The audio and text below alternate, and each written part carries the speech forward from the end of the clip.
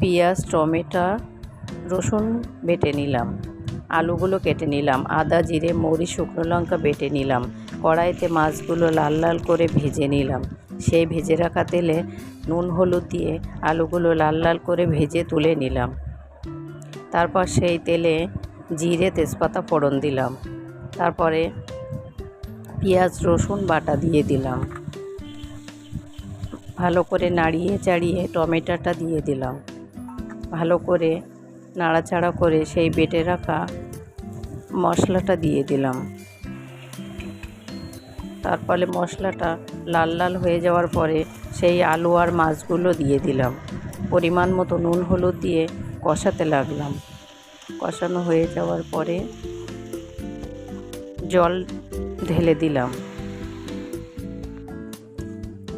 ভালো করে নাড়িয়ে ঢেকে দিলাম। এবার ঢাকনাটা খুলে নাড়াচাড়া করে নিলাম।